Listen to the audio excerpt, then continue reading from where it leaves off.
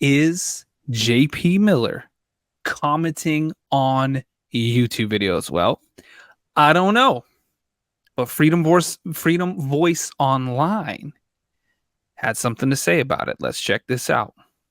This person says that your stalking accusations are asinine and eventually someone will likely sue for defamation. Now, that statement alone leads me to believe that this person could possibly be either JP or someone who is communicating with him. All right, guys, Freedom Voice here again with another video. I wanted to do this video and kind of just show the route that I believe Mica took when she left the gas station. You could see in the video, it shows her pulling away from the pump. She would be heading what I believe is northbound on 41. I think it's northbound, but I know she got on 41 and was headed towards Fair Bluff. Now, when she got into Fair Bluff, we're not really sure. I'm not really sure at that point what she did. I do know that according to several sources, I've been told that you can only get cell signal in Fair Bluff. You can't get any cell signal outside of Fair Bluff. So here's a map. You can see 41. She would then transition to 76 and then take 76 into Fair Bluff. Now, let me just kind of show you that route. You could see the 41 route.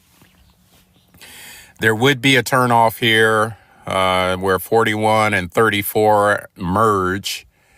And I believe the fastest way would be to take 34.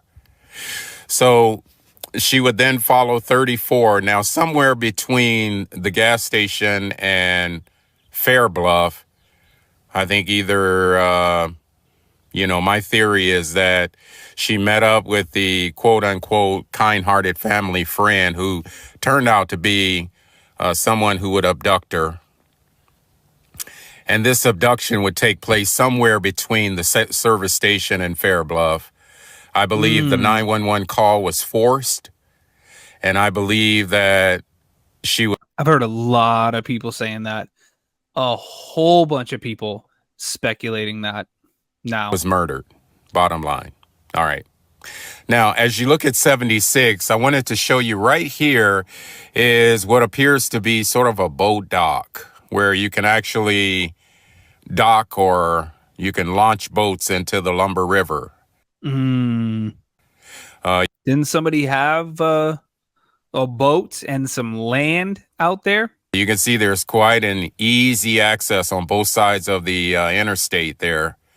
And you could definitely get a boat. In fact, I see boats down there.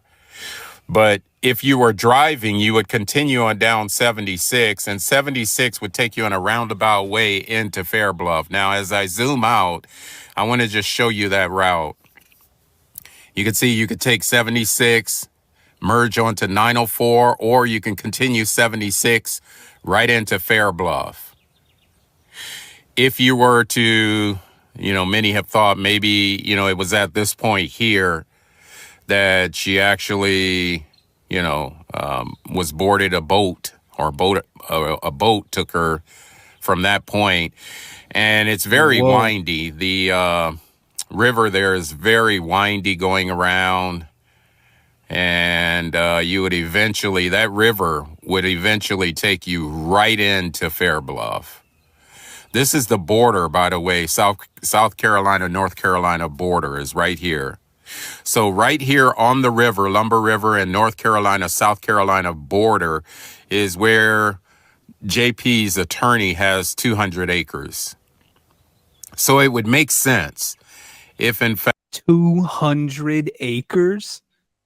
Jeez. In fact, she did go this route.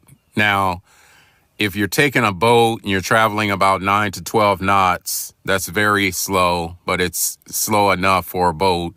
It would take you about an hour and a half to get from that point to Fair Bluff. And then from Fair Bluff, if you were to take it on into Lumber River, you can see as I pan out here, you could see that river goes all the way. It really winds a lot. But that river goes right into Lumber State, Lumber River State Park.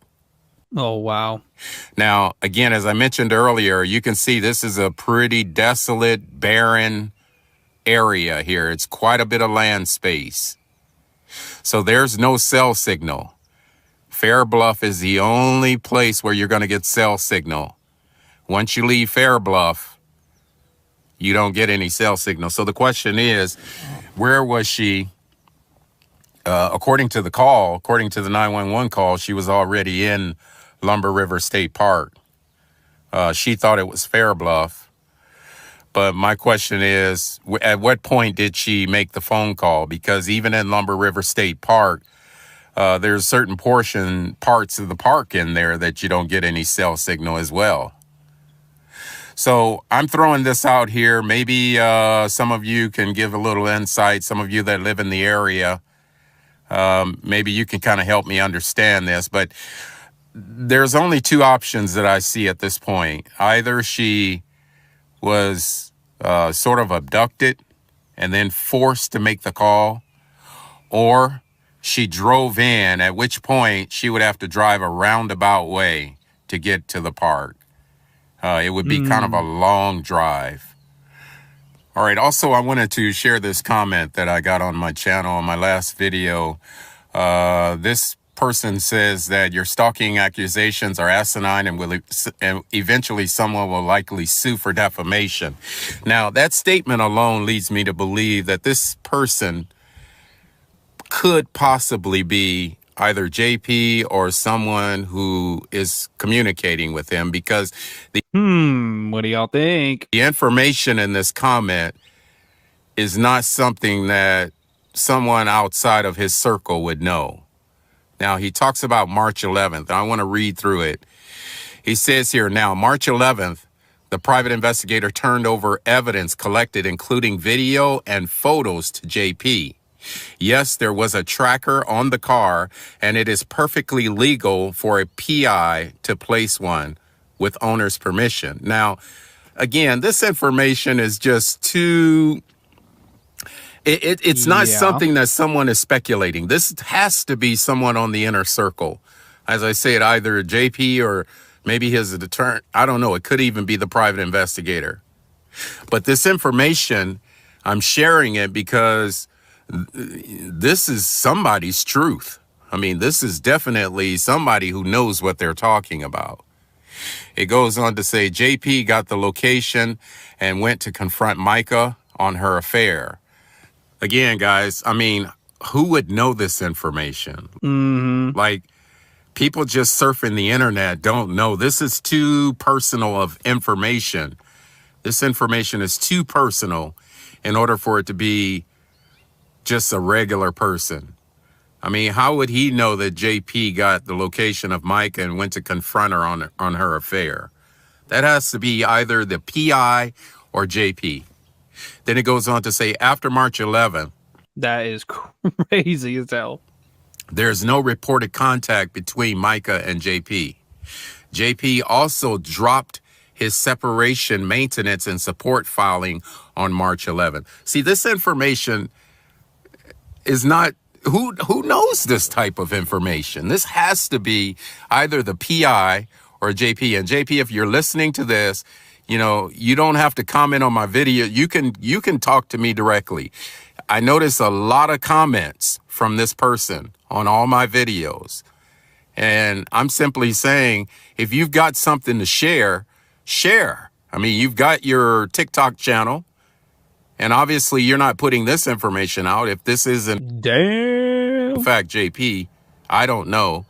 Now, I want to keep reading this. It goes on to say, this is when he decided if Mica wanted out, she could file for a divorce, her choice, as JP believes divorce is against God's will and he would not be the one to initiate it.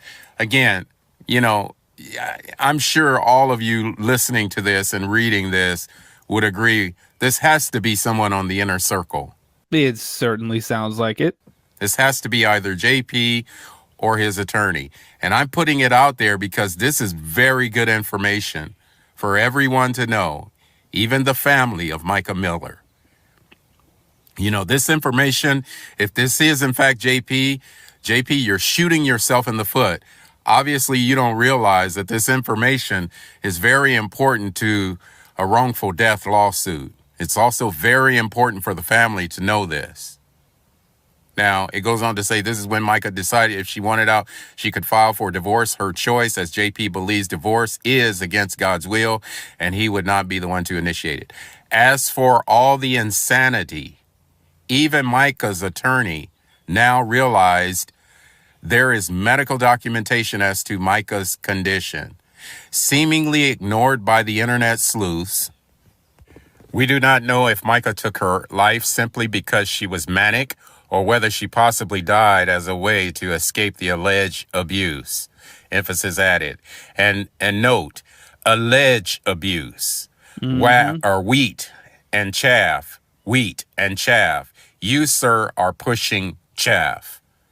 Again, I'm almost 100% sure that this has to be either JP or it's his PI or perhaps could be someone else on his inner circle. The facts that he's sharing is too detailed. It's too, no one would know this but JP, right? And it seems as though he's almost even trying to defend himself.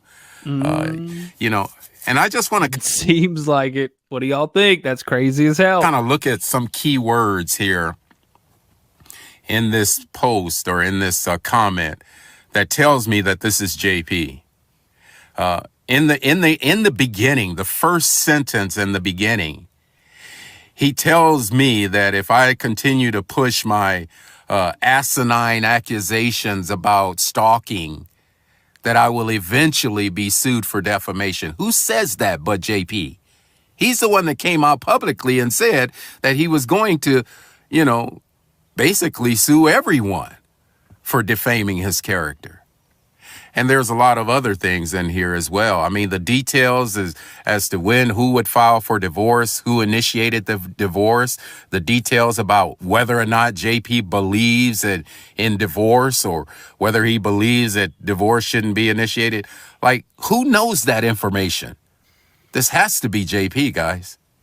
And then, you know, I mean, who else would know something like that? this word here that you see here on the screen where he says seemingly ignored by the internet sleuths. This is what JP said in his video literally right out his that he put out about a week and a half ago. On March 11th, remember that date because you super sleuths out there are going to need to know that date for the future. But on March 11th, something happened that kind of forever changed the course of our lives. Indeed, it has changed the course of our life, and I do believe you're responsible, sir. On another note, I've been getting apparently messages from Mica's father, and I want to share a couple of those messages. About 12 days ago, Michael Francis wrote, "Thank you for getting involved."